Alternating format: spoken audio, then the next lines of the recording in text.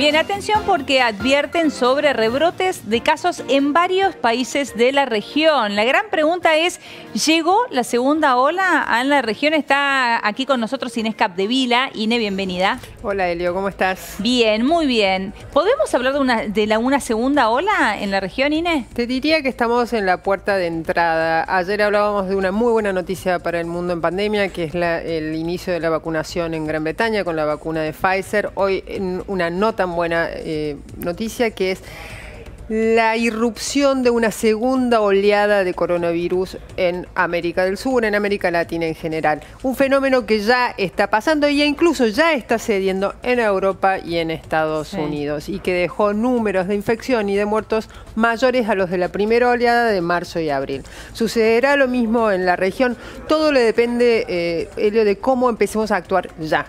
Claro. Y si querés vamos a ver cuáles son los países que están abriendo la puerta de la segunda oleada. Son varios, son grandes y van siempre por delante de la Argentina. A la Argentina vamos a llegar después. A ver, vamos primero con los países con rebrotes en este momento. Empecemos. Estos porcentajes que estamos viendo ahí es el crecimiento semanal de los casos, ¿no? El promedio de crecimiento semanal de los casos. El de menor, como van a ver ahí, es Paraguay. Pero Paraguay tiene una particularidad muy similar a la de Uruguay. Tuvo un año bastante tranquilo porque tuvieron una política sanitaria muy estricta, muy respetada por las respectivas poblaciones, pero en algún momento el virus abre las compuertas y se mete en una sociedad, y todo depende ahí cómo la sociedad levanta los controles o refuerza los controles y cómo prepara el sistema sanitario. Eso es lo que sucedió en Paraguay. Hoy el sistema sanitario, que no estaba tan bien preparado, el sistema de distanciamiento social funcionó, el sistema sanitario no está funcionando tan a la altura de ese sistema de distanciamiento social, y hoy están cerca de llegar a el punto de inflexión en las camas de terapia intensiva, y están muy preocupados en el Ministerio de Salud y los paraguayos en general. Sigamos un poco ahí, vamos a Brasil. Brasil ya, el estado de Sao Paulo, que fue uno de los estados más, por un lado, más golpeados por el número de infecciones, pero también con el sistema de salud más robusto, el sistema hospitalario más robusto, por lo tanto no fue el de los mayores números de muertos por millón de habitantes de Brasil. Sin embargo, el estado de San Pablo, por ejemplo, ya está evaluando nuevas medidas, nuevos de distanciamiento social. El resto del país, y esto es estar atento acá a los argentinos que quieran ir a Brasil para el verano. Sí. ¿Por qué? Porque además está permitido viajar a Brasil y Brasil acepta a los turistas, no así Europa, por ejemplo. El lugar hoy con mayor capacidad de terapia intensiva colmada, porque tiene una situación infecciosa muy aguda, es Florianópolis. Atención, porque es el destino elegido por los argentinos. El destino. El segundo lugar con mayor capacidad de las UTIs ocupada es Río de Janeiro. Hay muchos destinos usualmente elegidos por los argentinos que están hoy en una situación sanitaria muy riesgosa y que recién comenzó, digamos, la segunda oleada en Brasil empezó en noviembre, aproximadamente la segunda quincena de noviembre. El pico de la primera oleada, muy diferente de la Argentina, y esto sucedió en los grandes países de América Latina, sucedió en Brasil, sucedió en México y sucedió en Colombia, también en Chile. El pico de la primera oleada fue en junio, el pico de la primera oleada en la Argentina fue en la tercera semana de octubre. Es decir, que ellos están adelante de nosotros aproximadamente unos 3 meses. ¿Será eso lo que suceda de acá a 3 meses en la Argentina? Todo depende, como vamos a ver en el resto de los países, de cómo reaccionen la sociedad y los gobiernos y las autoridades sanitarias a esta incipiente ola. Vamos a ver, hay algunas particularidades ahí. Chile está creciendo muchísimo los casos y están pensando poner nuevos protocolos para las fiestas, sobre todo para Navidad y Año Nuevo. Y algún tipo de cuarentena o de reforzado distanciamiento social en la región metropolitana, que tiene un marcado rebrote de casos.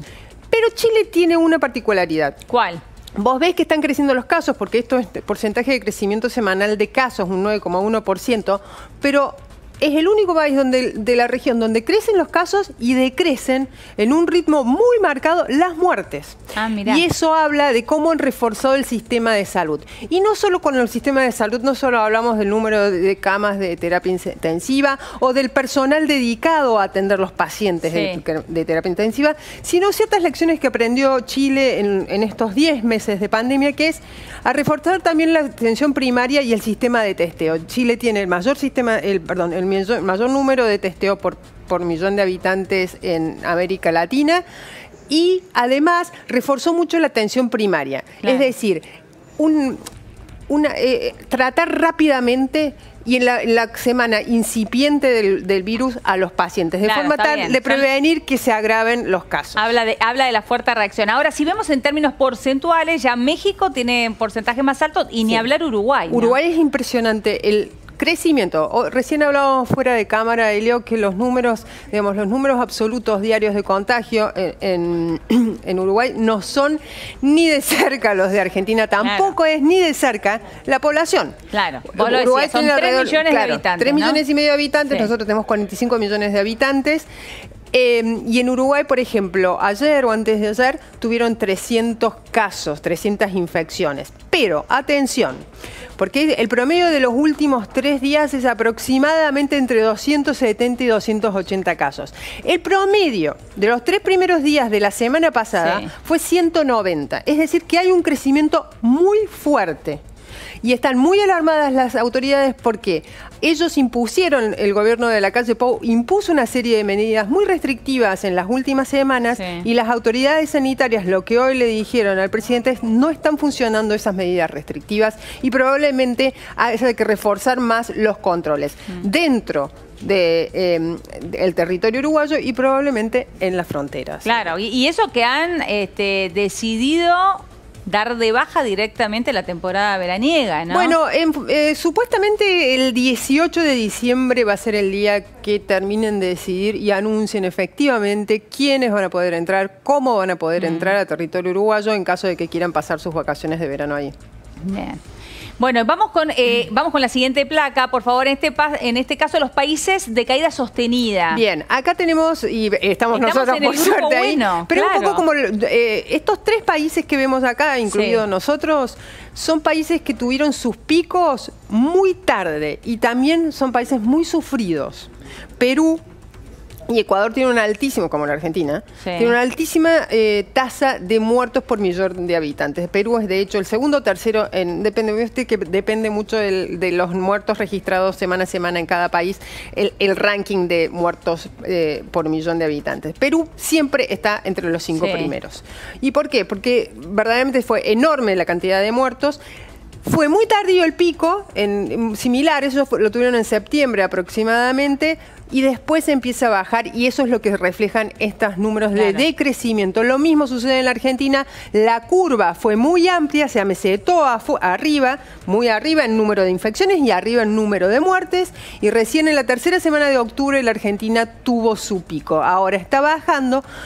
Pero, como ya sucedió con América Latina y Europa, que América Latina venía de atrás y podía aprovechar las lecciones que iban dejando la primera oleada en Europa, a veces las aprovechó, a veces no las aprovechó. Lo mismo sucede hoy con la Argentina y el resto de los países que veíamos al principio, los que están abriendo la puerta a la segunda ola. Es el momento de aprender qué están haciendo que funciona, qué están haciendo que no funciona y tal vez empezar a aplicar esas lecciones. Bueno, siempre interesante el análisis de Inés Capdevila. Inés, muchas gracias. Gracias a vos, Elio. Bien, y ahora sí llegó el momento de las noticias del mundo de la mano